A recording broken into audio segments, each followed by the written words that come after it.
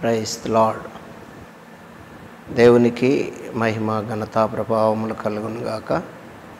ప్రేమైనటువంటి జీవం కలిగిన దేవుని కుటుంబమా, దైవ సమాజమా, దేవుడు మనల్ని ప్రేమించి మరొక నూతన దినము ఉదయకాల సమయాన్ని ఇచ్చినందుకు దేవాతి దేవునికి హృదయపూర్వకంగా కృతజ్ఞతాస్తుతులు చెల్లిద్దాం. హల్లెలూయా.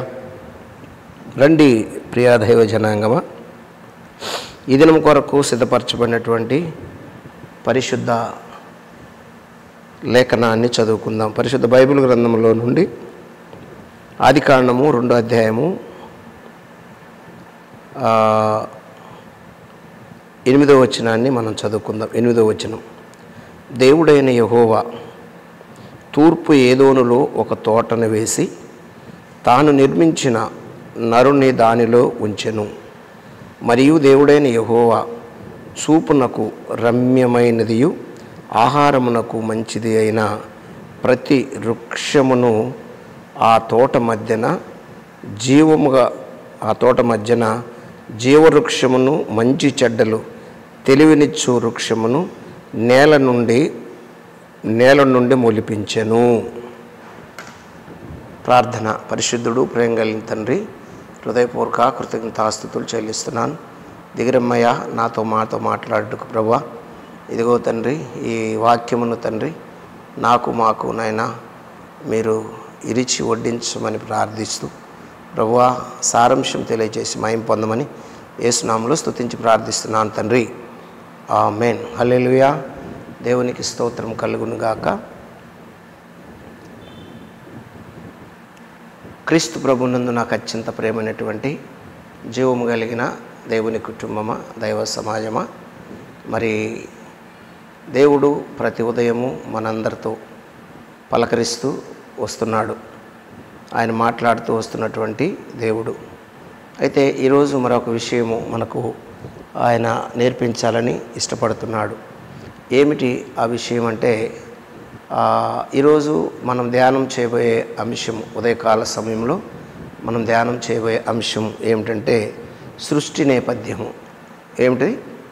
సృష్టి నేపథ్యము అంటే ఈ సృష్టి ఆదిలో ఎలా సృష్టింపబడింది, దీని యొక్క నేపథ్యం ఏమిటి, దీని యొక్క పద్ధతి ఏమిటి, మానవ జాతి యొక్క దాని నిర్మాణంలో ఆ నిర్మాణం ఎలా జరిగింది, మానవ జాతి ఎలా నిర్మించబడింది, లేదంటే నిర్మించబడిన మానవుడు ఎలాగా పతనమయ్యాడు, పతనమవటానికి కారకులు ఎవరు, దేవుడే కారకుడా లేకపోతే ఇంకెవరు మానవ జాతి పతనమవటానికి, ఈ స్థితికి రావటానికి కారణం ఏమిటి అని చాలామందికి చాలా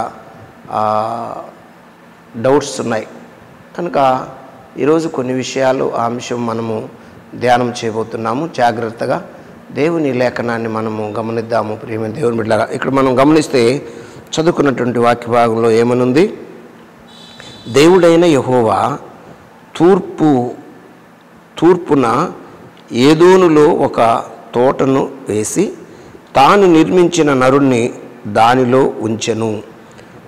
ఒక తోటను వేసి ఆ తోటలో ఆయన నిర్మించినటువంటి నరుడు, ఆయన తయారు చేసినటువంటి నరుడు, ఆయన సృష్టించినటువంటి నరుడు, ఈ నరుణ్ణి ఆ తోటలో ఉంచాడు. ఆ తోటలో ఉంచుతూ ఆ తోటలో ఆ నరుడు తినటానికి కావలసినటువంటి ఆహారమునకు తగినటువంటి వృక్షఫలములను వేశాడు. ఆ వృక్షఫలములు వేస్తున్నటువంటి అప్పుడే మరి మంచి చెడ్డలు తెలివినిచ్చే మరొక ఫలమును కూడా, మరొక చెట్టును కూడా అందులో నేల నుండి మొలిపించి అక్కడ ఆ నరుణ్ణి ఉంచాడు. ఉంచిన తర్వాత జరిగినటువంటి అంశం ఏమిటి అని మనము జాగ్రత్తగా గమనించి పరిశీలన చేస్తే, దైవజనాంగమా, దేవుడు లెక్కలేనన్ని ప్రపంచములను నిర్మించాడు. ఆ లెక్కలేనన్ని ప్రపంచంలో దైవ కుమారులు నిర్మించాడు. ఆ దైవ కుమారులు నిర్మించిన తర్వాత దేవుడు మరి వారందరికీ కావలసిన సమస్త సదుపాయాలను దేవుడు తయారు చేస్తూ వచ్చాడు. ఆ దైవ కుమారులను నిర్మించిన తర్వాత ఆ పక్కనే మరొక విషయాన్ని మనకు అర్థమవుతుంటుంది. ఏమిటంటే అసంఖ్యకమైనటువంటి కుమారులు నిర్మించిన తర్వాత ఒకానొక ఘటనలో చీకటి ఒక దైవ కుమారునిలోనికి ప్రవేశించింది. ఒకానొక సమయంలో చీకటి ఉంది. చెప్పుకున్నాము ఈ మధ్య చాలా విషయాలు.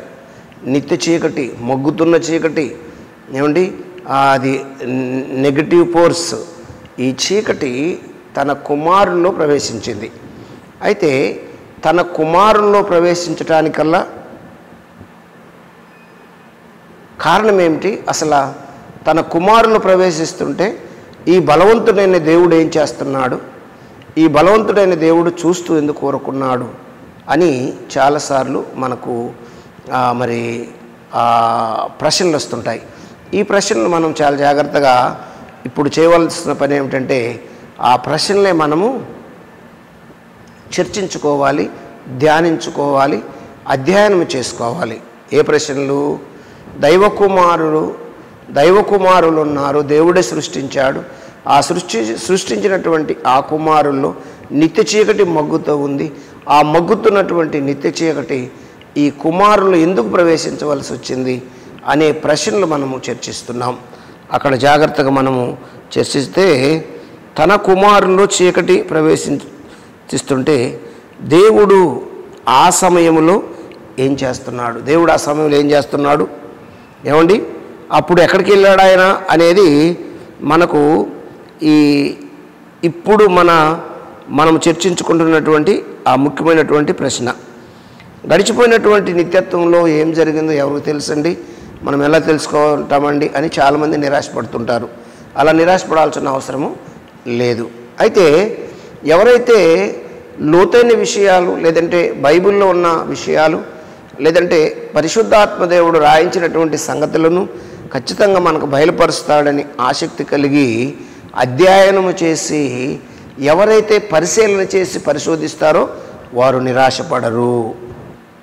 నిరాశపడేదాళ్ళు ఎవరు అంటే మరి అధ్యయనము చేయకుండా ఏదో ఒకటిలే మనకు దొరికింది చాలు, ఇది సరిపడదా ప్రజలకు అనుకోవటమే అది పెద్ద అమాయకత్వం అనేది మనము అర్థం చేసుకోవాలి.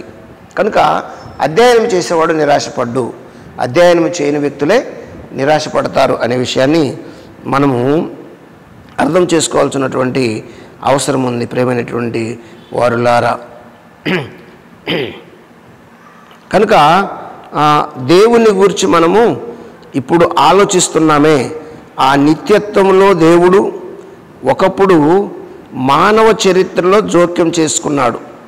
నిత్యత్వంలో దేవుడు మానవ చరిత్రలో జోక్యం చేసుకున్నాడు. మానవ జాతి చరిత్ర ప్రారంభములోనే ఆయన ఉన్నాడు. అసలు ఆయన మానవ జాతి యొక్క సృష్టికర్త. సృష్టి నేపథ్యము ఆయన ద్వారే జరిగింది.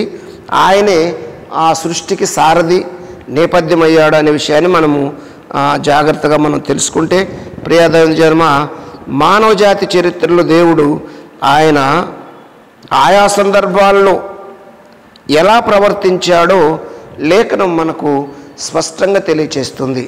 దేవుడు మార్పు లేనివాడు, దేవుడు మార్పు చెందనివాడు, దేవుడు అన్ని వేళలా నిన్న నేడు ఒకటే రీతిగా ఉండే దేవుడు అనే విషయాన్ని మనం జాగ్రత్తగా లేఖనాల ద్వారా గమనించవచ్చు కదా.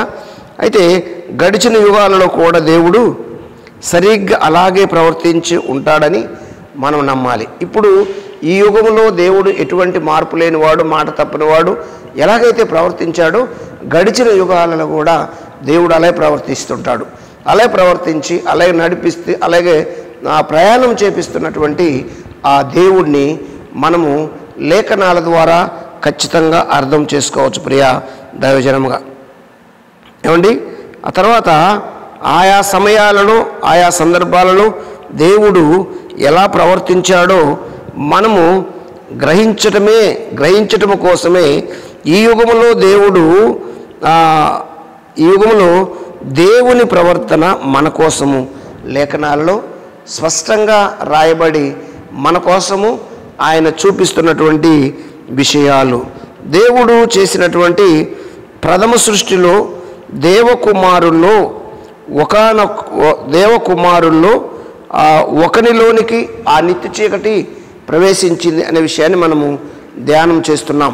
ఏమండి, ఆ నిత్య చీకటి ప్రవేశించి ఆ నిత్య చీకటి దేవుని మీద విజయం సాధించాలని అది పూనుకున్నటువంటి విషయాన్ని మనము జాగ్రత్తగా గమనించాలి. దైవ జనాంగం ప్రవేశించటం దేవుడు ఎందుకు చూస్తూ ఊరుకున్నాడనేది మనము చర్చిస్తున్నటువంటి ఒక ప్రశ్న. ఏదోను తోటలో సర్పము ప్రవేశిస్తుంటే దేవుడు ఎందుకు ఊరకుండాలి? ఏదోను తోటలోకి వస్తుంటే దేవుడు ఎందుకు ఊరకుండాలి? ఆదాములోనికి ప్రవేశిస్తుంటే దేవుడు ఊరకుండెందుకు ఉండాలి అనేది మనము ఈరోజు చర్చిస్తున్నటువంటి అంశము.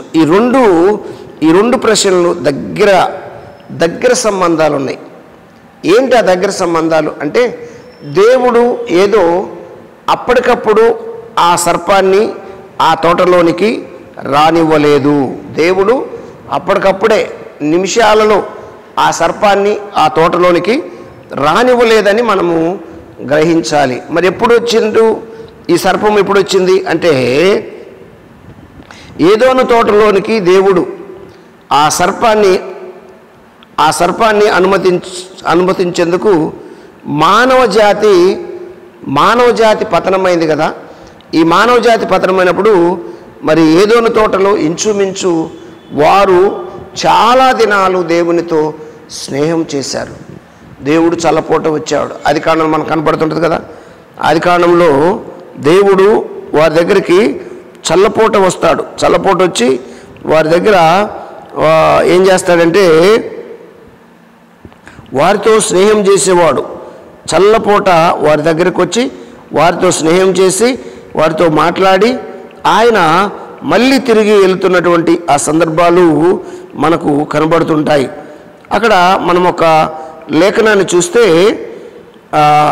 ఆదికాండం 3:9 దేవుడైన యెహోవా ఆదామును పిలిచి నువ్వెక్కడ ఉన్నావనెను.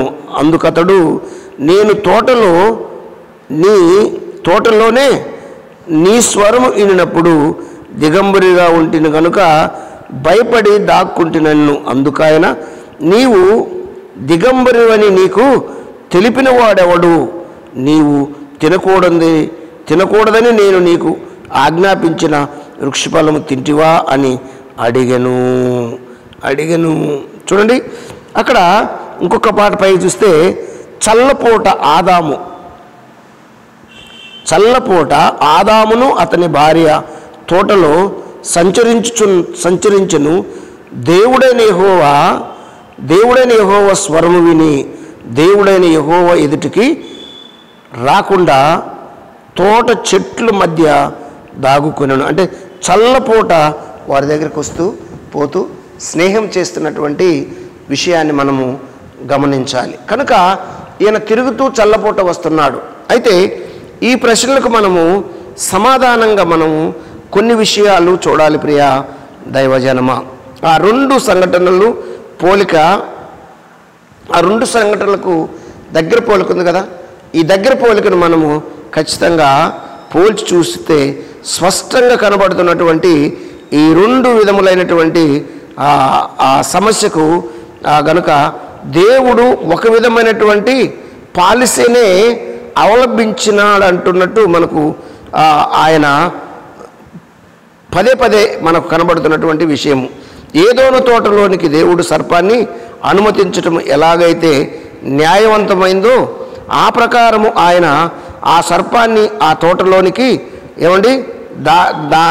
ఆ తోటలోనికి రాణించడంలో అదే ప్రకారము ఆయన తన ప్రథమ సృష్టి వద్దకు ఆ నిత్య చీకటిని ఆయన అనుమతించి ఉంటాడు. కనుక గతకాలంలో దేవుని యొక్క చర్యలు మనకు అర్థం కావాలంటే మనము ఏదోను తోట భవనాలను లేదంటే ఏదోను తోట సంభవాలను మనం ఏం చేయాలంటే అర్థం చేసుకోవాలి. ఏదోను తోట సంభవాలను మనం అర్థం చేసుకుంటే ఆ ఏదోను తోటలో ఉన్నటువంటి ఆ సంభవాలు ఏమిటి అంటే, ఏదోను తోటలో దేవుని యొక్క ప్రవర్తనను మనము గమనించడం ద్వారా పరలోక ద్వారములో లేదంటే పరలోక దర్బారులో పరలోక దర్బారులో దేవుని చర్యలను అంచనా వేయొచ్చు. దేవుని చర్యను మనం అర్థం చేసుకోవచ్చు. ఎలా అర్థం చేసుకోవచ్చు అంటే, దేవుడు పరలోక దర్బారులో జరిగినటువంటి ఆ సంభవాలను గురించి కూడా తన లేఖనాలను రాయించి మన కోసం ఉంచినటువంటి విషయాలను మనము అర్థం చేసుకోవాలి. ప్రియాదవి జన్మ మనం కానీ జాగ్రత్తగా హెస్కేల్ గ్రంథంలోకి వస్తే అక్కడ లేఖనం మనకు సాక్ష్యం ఇస్తున్నటువంటి విషయాలు మనం గమనించాలి. హెస్కేల్ గ్రంథము 28వ అధ్యాయము చూడండి జాగ్రత్తగా. అక్కడ కొన్ని మాటలు మనకు కనబడతాయి.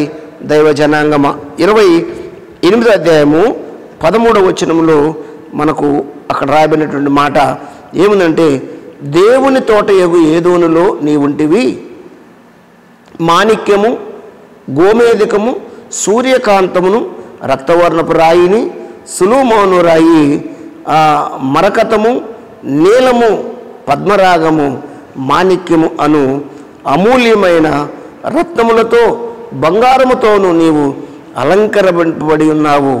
నీవు నియమింపబడిన దినమును పిల్లల గ్రోవులు వాయించువారు నీకు సిద్ధమైరి. ఇక్కడ ఈ దైవ కుమారులు ఉన్నటువంటి ఈ స్థలంలోనికి అలంకరించబడినటువంటి దైవ కుమారుల దగ్గరికి సాతాను ఏ విధంగా వచ్చిందో ఆ విధంగానే ఇక్కడ మరి ఏదోను తోటలోనికి ఏ విధంగా సర్పం వచ్చిందో ఈ రెండిటికి దగ్గర పోలిక ఉందనేది మనం జాగ్రత్తగా గమనించాలి. మరొక మాటను చూస్తే 31వ అధ్యాయంలో ఒక మాట 9వ వచనంలో ఒక మాట కనబడుతుంది చూడండి ప్రియాదైవ జన్మ.